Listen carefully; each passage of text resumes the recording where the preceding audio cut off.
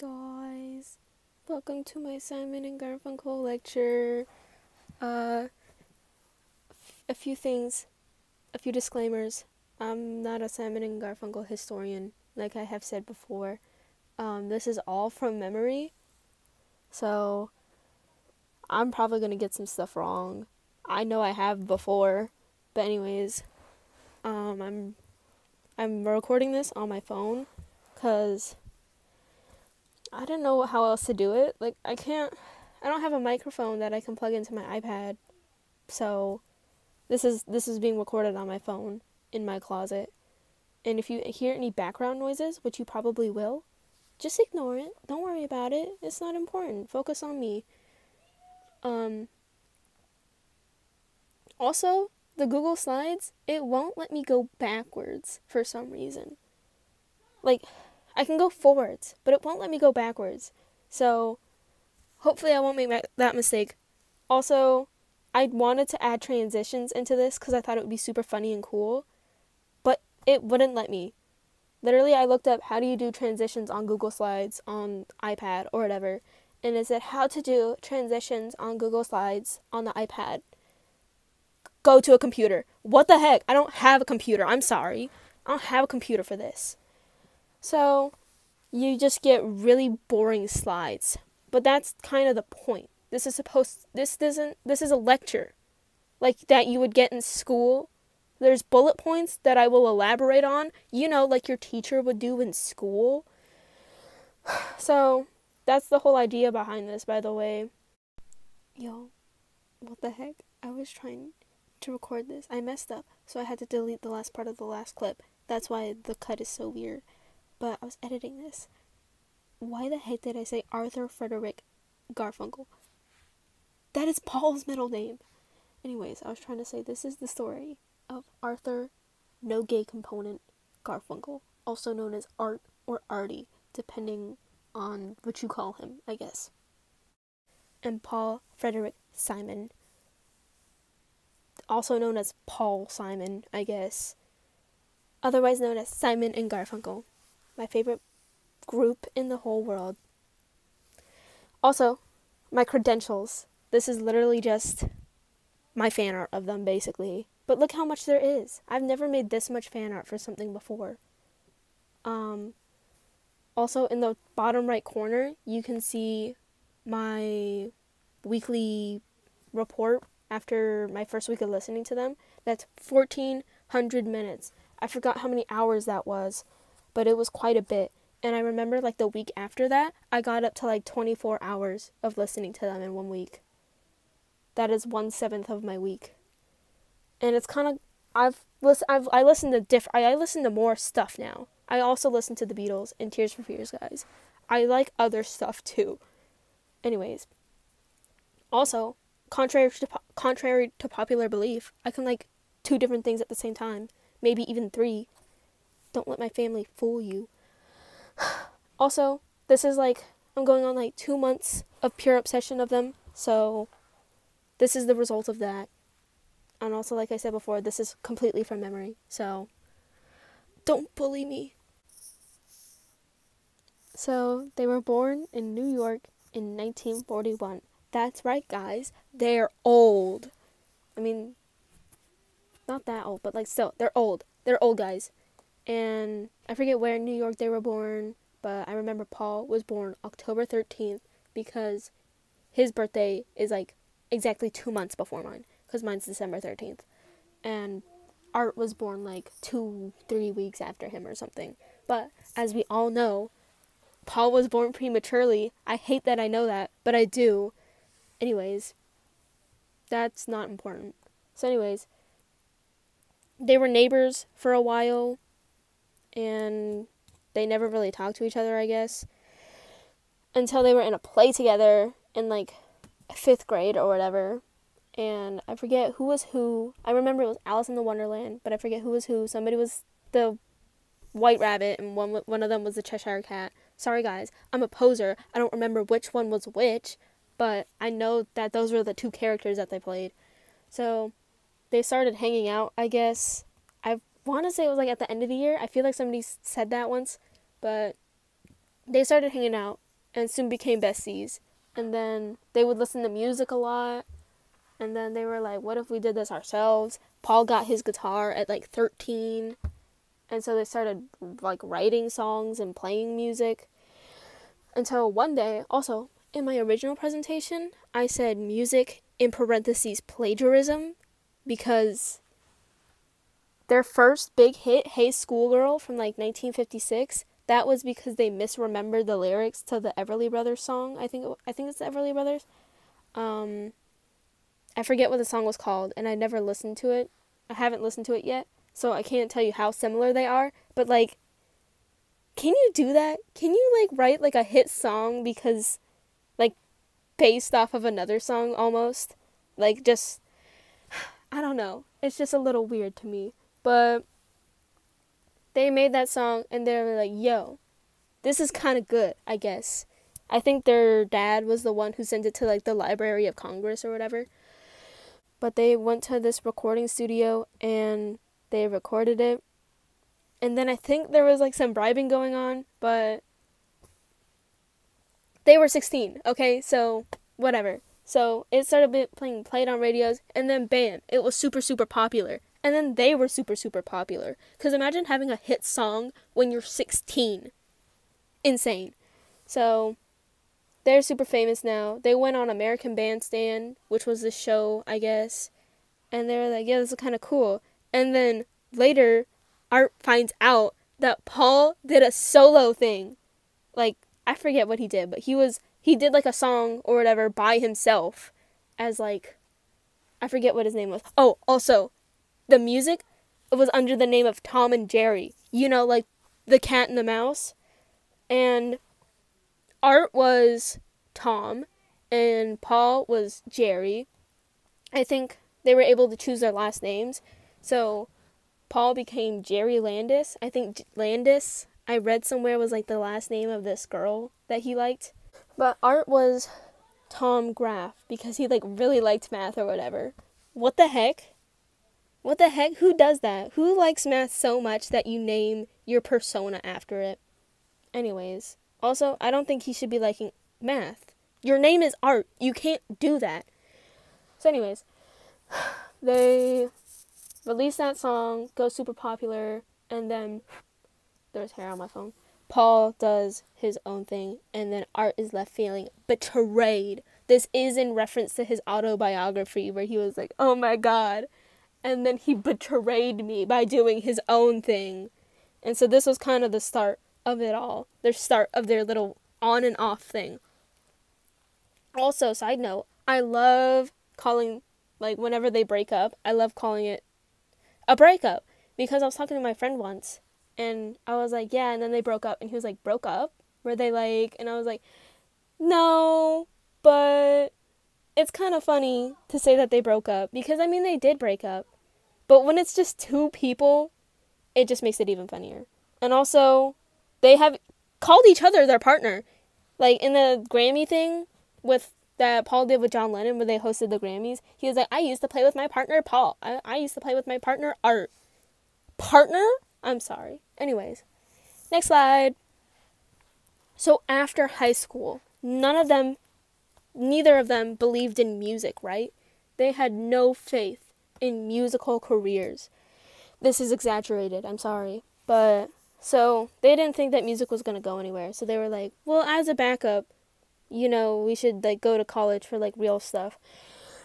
I think Paul went to, like, law school for a bit, and then he got, like, a degree in English or something. I don't know. I don't remember. But he also moved to England for a bit, and he started, like, playing in the folk rock scene there by himself under the name, like, I don't remember what his name was. Dang it. I forgot what his name was. I forget. And I think Art, like, did some music under the name of, like, Art Gar or something. But Art went to school for math, I know he did architecture at one point, and then he did art history, which I'm glad he did. I know everybody was asking, oh, what's your major? Is it art? That's what I would be asking, at least. So I'd like to think that he was peer pressured into that. So anyways, they They went to college, did some stuff by themselves. They didn't really think much of music. But then they found each other again, and they were like, yo, this is kind of, we should get back together. We should make some music again. So they started recording again under the name of Simon and Garfunkel. That's right. And they went to another recording studio, made an album Wednesday morning at 3 a.m., which flopped. It flopped so bad. Like, nobody was listening to it. So they were like, okay, well, we tried, at least. You know, it's fine. And they went their own ways again. But I think it was Sounds of Silence. I know it was Sounds of Silence. I'm pretty sure that they started, like, playing it in clubs or whatever. I can't picture that. Playing the Sound of Silence. Not even, like, the electric version. This was before the electric version, I'm pretty sure. I don't know how clubs were or whatever were in the 60s. But playing the Sound of Silence, acoustic version, in the club, and everybody was going, like, buck wild. Okay. I think it's different than what we have now, because I just can't picture that. But anyways, it was getting, like, super popular, the Sounds of Silence. And so this one guy who was like, whoa, people kind of like this song. What if we added some more stuff to it? So that's how the electric version was made. Dude, these guys did not know. Simon and Garfunkel didn't know. And then they found out, and I think it was Paul who was, like, super angry. He was like, what the heck, man? What the heck, man? But they were super popular now. So, like, I mean, you win some, you lose some. Your song gets taken and edited without your permission or knowing. But hey, you're, like, super famous now. So they get back together and record some more albums. Yay, now they're super popular. This is what I was talking about. They're super popular. More album. This is, I think I'm, like, encompassing all their albums before Bridge Over Troubled Water. I'll get to that one soon. But, so they recorded Sounds of Silence. They recorded, like, a bunch of singles, too. I don't understand how music works. A bunch of singles, some albums, Sounds of Silence, Parsley, Sage, Rosemary, and Thyme, and then Bookends. Great albums. They were doing some performances, like my favorite, the 1967 Granada TV Simon and Garfunkel special. Their songs were in a movie, The Graduate, which I have watched, and I honestly wasn't paying that good of attention, but I can tell you that they played Scarborough Fair 50 times, and I love that song, but I was expecting more. At one point, the guy was like, oh my god, where'd the girl go? And this girl was like, oh, she went to the zoo. And I was like, oh my god, they're gonna play at the zoo. They did not. They played, like, Scarborough Fair again.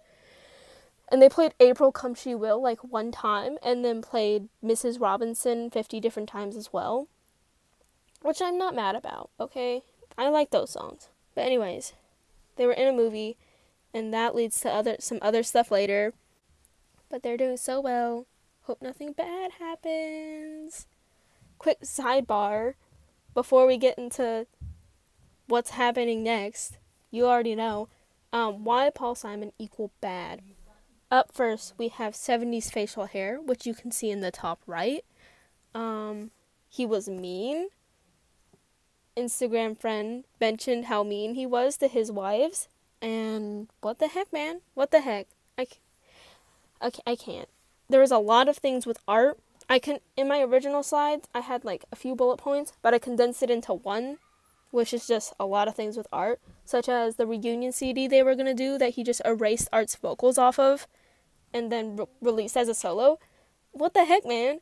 And then the whole, after Bridge Over Troubled Water, he was talking about how I would see Art perform Bridge Over Troubled Water, and he was doing so good, and everybody was clapping, and I just couldn't help but think, hey guys, I wrote that song though.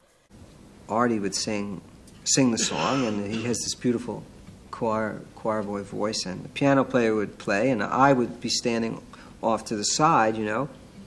And when he first finished the song, the first few performances, people, like, leapt up, and they gave him a standing ovation, you know, and my reaction was, I wrote that. I wrote that song. I was standing here on the side. He's getting on the flows. That is so mean. Your friend's out there getting so much praise because he's such a great singer and he's doing so good, and you're just like, guys, but what about me though? What the heck? There was also the thing at the Rock and Roll Hall of Fame induction where Art was like, thank you, Paul, so much. You're the one who's enriched my life the most. And then he gave like the microphone back to Paul. And Paul was like, you're right. I did enrich your life the most. That's so mean. So mean. Then there was the whole clip. I honestly don't know if he was joking in that one BBC interview where he was like, where that guy was like, why'd you get back together? And he was like, well, as you know, Art has this incurable disease, but I just needed. So why you got together again now? You feel that you're seeing each other in a new light now, are you? Yeah, well, Art, as you know, is dying from an incurable disease. No, I don't think that's technically true, but I need the money. You need the money. Honestly, I would believe you, man. I would believe you. I can't tell if he's joking because that kind of sounds like something he would do.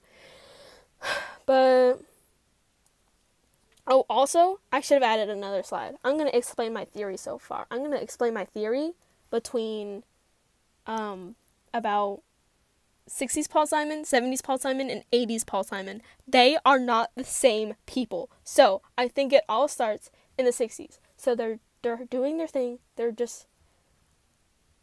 Paul Simon's normal, right? He's like super soft-spoken. There's this one clip that I have where I'm like, if I showed this to you, you would think that he's the one who's singing all the high parts, right? This is a song called A Most Peculiar Man. Could you hold this for me? You're all right. This is a song called A Most Peculiar Man. The seeds of the song were planted one day. I was living in Hampstead, naturally, in London, and I read an article in the paper about a man who had committed suicide. Like 4 lines, little box, such. And I thought it was a rather bad eulogy, bad way to go out. So that's the basis of this song called A Most Peculiar Man. But no, Art is. It's crazy. Because his voice is just like, I don't know, it sounds so high-pitched, kind of. He's so soft-spoken, and he seems kind of shy. And then you look at him in the 80s, and you're like, whoa, this guy kind of sucks, though. He's kind of mean. And you're like, how can these two people be the same? How can these two people be the same person? And my theory is, they're not. He got replaced. You know, like with Paul McCartney and Avril Lavigne, he got replaced. Somebody had plastic surgery to look like him. But I don't know what happened to him, but he got replaced. And also 70s Paul Simon, also not the same person. They tried to replace him. I think the change happened around 1970. The bottom right, you can see the 1970 Dick Cavett interview. And, like, I think that's the last true Paul. Because, you know, he's really soft-spoken and stuff. You could say that maybe he just got more confident, but this is way funnier. So I think it all happens 1970. That's the last true Paul. And then they're like, oh, dang it, we got to replace him. So they try to make 70s Paul Simon. You know, with the facial hair. That didn't work out. That is also not Paul. They're like, dang it, nobody's going to believe this. So they finally get it right in the 80s. And that is the Paul we see today. This is a joke, guys. This is a joke. I don't genuinely believe this. So anyways, wait, I was gonna say something. Oh, also, in the top left, you can see, I put that, I don't remember, I want to say it's from the Paul Simon special, but I don't know. But, you know that one meme where it's like, why does Jacob Elordi sit like he's small? That's what I think when I see this picture of him. Because he is small, but like, I just can't forgive you for that pose. Also, the shoes on the couch, I'm sorry. What the heck? Also, I remember another side tangent. I remember seeing this one Paul Simon picture. It was of his passport from like 1965. when he went to England or whatever, and it said 5'5". Y'all, I was betrayed. I thought he was like me. I found out he was 5'3", and I was like, I can do that. I can become 5'3". That's like, I can do that. But then 5'5", I'm sorry, that's too far. Anyways, last point we have is the SNL host. Pictured in the bottom left is the turkey monologue.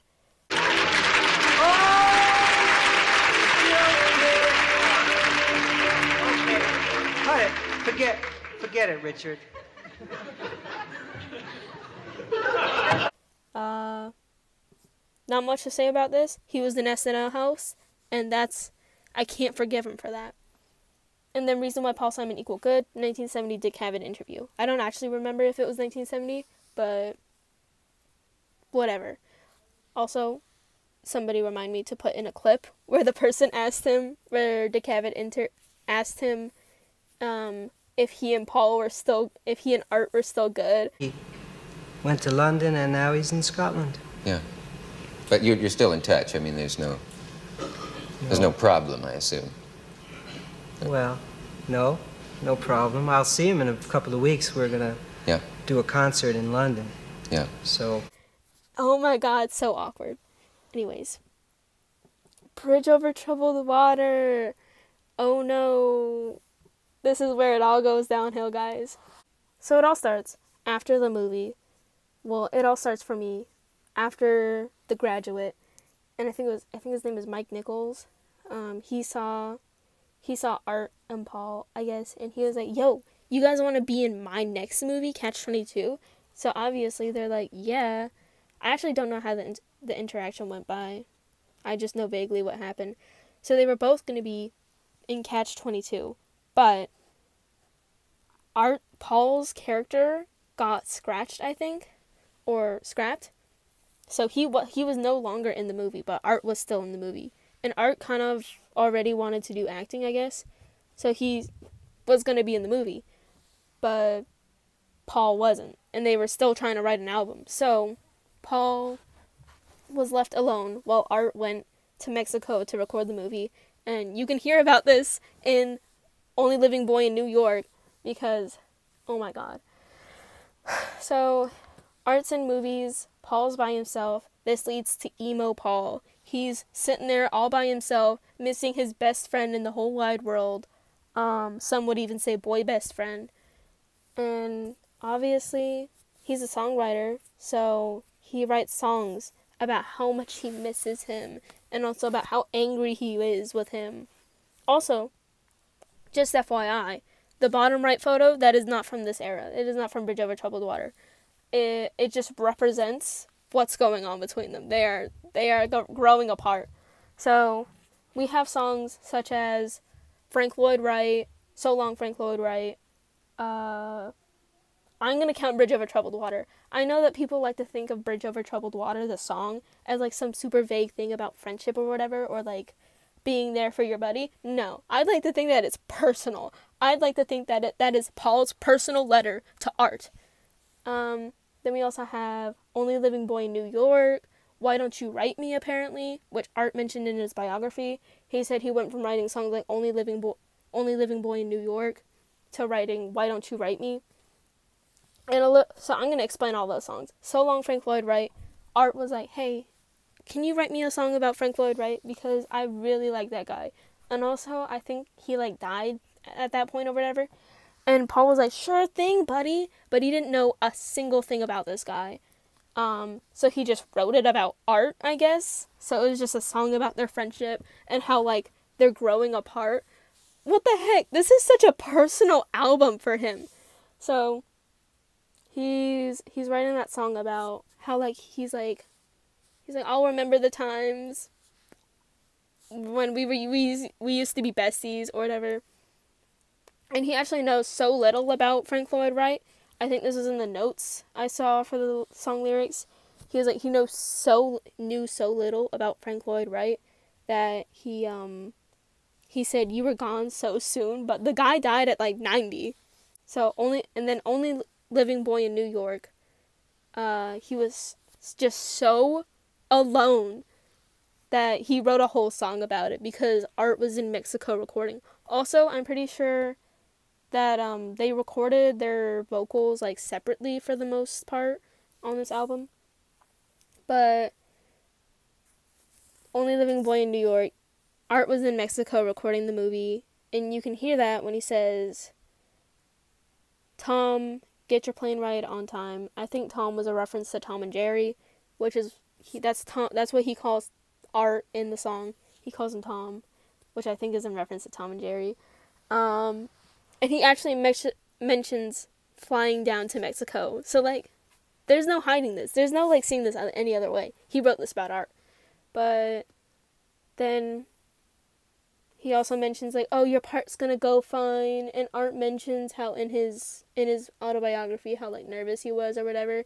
And then Paul writes this like such a personal song where he's like, "I know your part's gonna go fine. I know you've been eager to fly now. You got this, buddy." And then he says he goes to writing "Why Don't You Write Me," about how Art just like wouldn't write him back. And if you've heard "Why Don't You Write Me," you know what I'm talking about. I don't know how to phrase this. That one part at the end where he's like, "Monday morning sitting in the sun." You know the last line in that is so out of it's so out of pocket. I'm listening to that and I'm like, "Whoa, this is kind of catchy." And then he gets to the last line in that verse and I'm like, "What the heck did he just say?" But yeah, he writes that song, I guess, about how frustrated he was. Dude, I straight up thought it was about the Vietnam War. He was like sitting in the jungle waiting for the mail to come. I was like, "Oh yeah, the Vietnam War." I don't know what I was thinking. Maybe it was inspired by that. Who knows? I don't know. Anyways, but yeah, they break up soon after this. They go their separate ways. I'm pretty sure it was like kind of like a gradual thing. It wasn't like a set date that they broke up. They kind of just grew apart or whatever. But yeah, they're like no longer best buddies anymore. Then we get I skipped over the entirety of the 70s. So Paul's doing his, I'm going to get to this in a second, but Paul's doing his entire, his thing in the 70s. He grows a mustache. Horrible idea. I'm sorry. And I'm pretty sure in the early 70s, he had a beard. Also horrible idea. I'm so glad he quit the facial hair. But he's doing his solo thing. Art's doing more movies, which I find crazy. Usually when a band breaks up, usually the artists go their own ways to do like solo albums, which is what Paul did. But have you ever heard of an artist's solo career turning into movies? I think Justin Timberlake did that actually. Anyways, so they're doing their own thing now. They kind of like got together to write My Little Town, which was on Art's solo album and then Paul's solo album as well. Also, Art is still writing music too, I think. Actually, I don't remember if he was writing it, but he's doing his own solo music too. So they're their own separate ways now. Paul was on SNL, which I just can't get that clip out of my head where they're playing My Little Town and it gets to like the instrumental break and it just zooms out on a picture of them for like a minute. In my little town, my little town, my little town.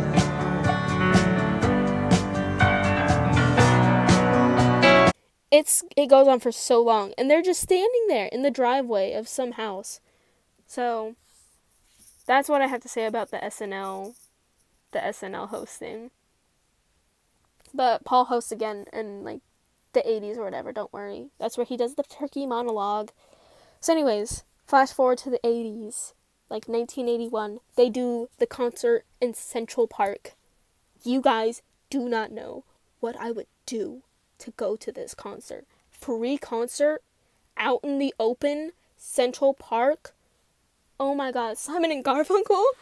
Oh my god. I would have done anything. I would do anything to go to this concert. Anyways, They do the concert, and I remember listening to this. I finished listening to their entire discography, and I was like, so now I can watch all their concerts and, like, know every single song. Nope, because, like, most of the songs were just Paul Simon songs. They sang, like, The Boxer, Mrs. Robinson, and then the rest were, like, Paul Simon songs. And I'm not that well versed in Paul Simon. I know, guys. I don't know that much about Paul Simon. So anyways, they do the concert. Wow, it's a hit.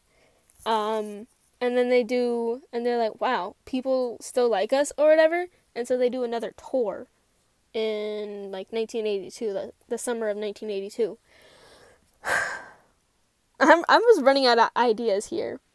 I mentioned Paul's solo career here, but I already mentioned that. I'm running out of ideas. Yeah, 80s goes pretty smoothly, I guess. I mean, there's not much going on for them, I guess. I don't know much about this time period. I forget what slide is next, so. Oh, right, I'm running out of ideas. This is when I was getting really tired, and I almost fell asleep. But this is, like, 2000s, 2010s. So they do another, like, few concerts in the 2000s or whatever after breaking up again. And they go on another tour. And I put weed because I was thinking about when Art got arrested for, like, marijuana possession or whatever. And he would, like, smoke weed so much that, like, I think that's the reason one of the reasons his vocal cords got paralyzed, which happened in, like, the middle of a concert. So they had to cancel the tour or whatever. But Art was still kicking. Art is still kicking. He still wants to go on a tour, and he's still performing, I think. His son, I wanted to mention his son, whose name is James, but he goes by Art Garfunkel Jr., which to me, that's wild. But anyways, I have notes. I have notes of extra stuff I wanted to add. But I forget. I remember I wanted to add the Grammys. The whole Grammys thing, where it was John Lennon and Paul Simon hosting the Grammys in, like, 1970-something, 1975, I think. And this is the notorious Art shirt. Art with his, like, tuxedo shirt. He's so serious. I hate it so much. I love you, Art, so much, but I cannot excuse that. I cannot forgive that. He wore that willingly to the Grammys, and I can't forgive him for that. And also, John Lennon looked like Oscar Wilde, and they kept trying to crack jokes, and it was just so awkward. It was so unbelievably awkward. They kept trying to crack jokes. Nobody was laughing, and it was just a disaster. So anyways, I think we're getting to the end, but they're still enemies, I guess. I don't think Art hates him as much anymore. Oh, also, I wanted to mention the whole his library burning down, which was really sad, but at least I think he got most of the books back. Anyways, they're old now, one-sided hate. Like I said, Art is like, hey buddy, if you ever watch this interview, give me a call. If you ever need a friend, I'm right behind you. And then Paul's like, what the heck? No, I hate that guy. Literally every single time I'm near him, I grow like 10 years older. I hate him so much. He stresses me out so much. Why would I want to be near him? But Art is like, yo, I think we should go on tour again or whatever. So it's very one-sided now, I think. I'd like to think that Paul is just being really dramatic. They're a very dramatic duo. I said I'm just gonna start improvising this. Dude, what the heck? I don't know. I think this might be the end. Yeah, Paul Simon documentary coming out, guys. Might post a little review about that. So, yeah. They're old now. I think Paul Simon said he's gonna stop performing anymore. Art's still kicking. He is like 80-something, and his vocal cords were paralyzed. But he just loves performing so much. And honestly, I'm here for that. Also, little tidbits about them. Art just really likes walking. He walked across Japan. He walked across America. I'd like to think that that's the inspiration for Forrest Gump walking. I don't have any fun facts about Paul. He's a mean guy, I guess. He kind of sucks a little, but I like his mini bangs. So, anyways, I think that's it. I don't want to edit this, but we'll see. So, don't comment on my voice and my mumbling and the amount of times I was swallowing during this for some reason. And yeah, I got so distracted during this. I thought this was going to be so great. So anyways, I love you guys. Bye. Check out my Instagram. Follow my art account. Follow my art account, please. Stop following my side account. So many people follow that. I'm 2 away from a meow reveal, guys. Please, please.